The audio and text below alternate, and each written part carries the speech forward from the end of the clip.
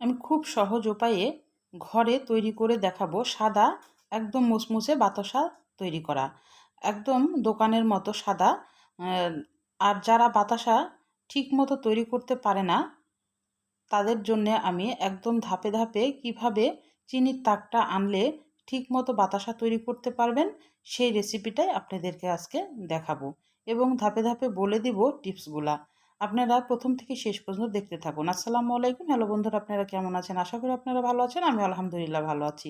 আমার শখের কিচেনে আপনাদের সবাইকে স্বাগতম। প্রতিদিনের মতো আবার একটি রেসিপি নিয়ে এসেছি, চিনির বাতাসা একদম সাদা ধবধবে। আমি কিভাবে তৈরি করছি চলেন শুরু করি। আমি এখানে হাফ কাপ চিনি নিয়েছি, সাদা চিনিটা নিয়েছি যেন বাতাসাগুলা সাদা হয়। এবার আমি এখানে আগে থেকে যেটাতে বসাবো সেটা আমি রেডি করে রাখছি। আপনারা যে কোনো পাত্র নিতে পারেন, স্টিলের থালাও নিতে পারেন। আমি এখানে ট্রেন ব্যবহার করলাম আর উপরে একটা সাদা কাগজ দিয়েছি, আর সাদা কাগজের পুরে 1 টেবিল চামচ সাদা তেল দিয়ে ভালোভাবে আগে জায়গাটা রেডি করে রাখতে হবে। যেখানে আমি বাতাসাটা বসাবো সেটা কিন্তু আগে রেডি করে রাখতে হবে। এবার আমি কড়াইয়ে চলে গেলাম। কড়াইয়ে গিয়ে আমি চিনিটা দিয়ে দিলাম, আর চিনি যতটুকু নিয়েছি তার অর্ধেক পানি দিতে হবে। এই টিপসটা অবশ্যই ফলো রাখবেন। চিনি যদি 1 কাপ নেন, হাফ কাপ পানি দিতে হবে, আর হাফ কাপ যদি চিনি নেন তাহলে তার অর্ধেক পানি দিবেন। এবার অনবরত নাড়তে হবে।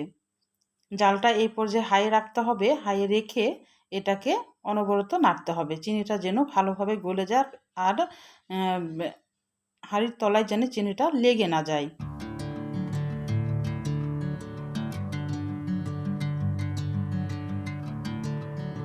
আর এই বাতাসা যারা এই চিনির তাকটা বুঝতে পারেন না তাদের কিন্তু বাতাসাটা তৈরি করতে খুব সমস্যা হয়। যারা বাতাসাটা তৈরি করতে সমস্যা হয় তারা অবশ্যই একদম প্রথম থেকে শেষ পর্যন্ত দেখতে থাকুন আমি চিনির তাকটা কিভাবে নিয়ে আসছি। আর চিনির তাকটাই মেন, আসলে একটা উপকরণ দিয়েই কিন্তু বাতাসাটা হয়ে যায়। আর চিনির তাকটা যদি সঠিকভাবে আপনারা তৈরি করতে পারেন তাহলে বাতাসাটা কিন্তু বাসাতেই আপনারা তৈরি করে একদম স্বাস্থ্যসম্মতভাবে খেতে পারবেন। আমি একটু চামচে তুলে চিনিটা দেখলাম, দেখেন চিনিটা কিন্তু ঘন হয়ে গেছে। আচ্ছা, ঘন হয়ে গেছে এই পর্যায়ে যদি আপনারা বুঝতে না পারেন একটা এরকম বাটি নেবেন, তারপরে বাটিতে পানি দিয়ে চিনির অল্প একটু রস দিলেই এরকম একটা শক্ত যখন দানা হয়ে যাবে তখন জানবেন যে চিনির শিরাটা হয়ে গেছে। এবার আমি তড়িঘড়ি করে একটা চামচের সাহায্যে এখন বাতাসার শেপটা দিয়ে দিচ্ছি। আসলে বাজারেও কিন্তু হ্যাঁকাব্যাকাই হয়। আমরা যেহেতু প্রফেশনাল না, একটু হ্যাঁকাব্যাকা হবে, বাজারেও কিন্তু হয়। একদম গোল গোল হয় না, তবুও চেষ্টা করছি দেখি গোল গোল করা যায় কিনা। এবার আমি বাতাসাটা তৈরি করছি। এভাবে আমি চামচের সাহায্যে বসিয়ে দিচ্ছি। হ্যাঁ, আর একটা কথা, যদি চিনিটা একদম মানে জমে যায় তাহলে আর একটু পানি দিয়ে আবার চুলাতে যদি জাল করেন তাহলে আবার আগের মতো হয়ে যাবে, তখন আবার এইভাবে বসাইতে পারবেন। এই টিপসটা অবশ্যই ফলো রাখবেন, কারণ চিনিটা জমে যাওয়ার পর আপনারা ভয় পাবেন না যে আর বোধহয় বাতাসা হবে না। না, আবার একটু পানি দিবেন, দিলেই কিন্তু আবার বাতাসাটা সুন্দরভাবে তৈরি করা হয়ে যাবে। আমি আধা ঘন্টা পর ফিরে আসলাম। আমার বাতাসাটা দেখে বুঝতে পারছেন একদম শুকিয়ে গেছে। আমি আরেকটা কাগজে কিন্তু বসিয়েছিলাম, দেখে বুঝতে পারছেন। এরকম কাগজও শুধু বসালেও কিন্তু হয়ে যাবে। এবার আমি সবগুলা তুলে নিচ্ছি।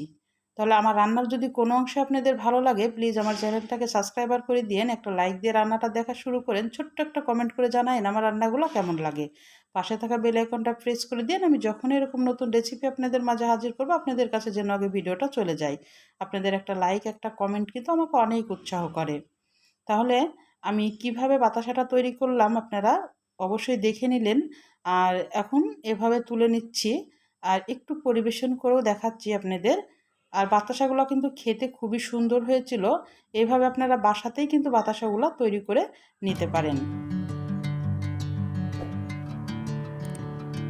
আমি আপনাদের একটা ভেঙেও দেখাচ্ছি, একদম মুচমুচে বাজারের মতোই কিন্তু বাতাসাগুলো হয়েছে।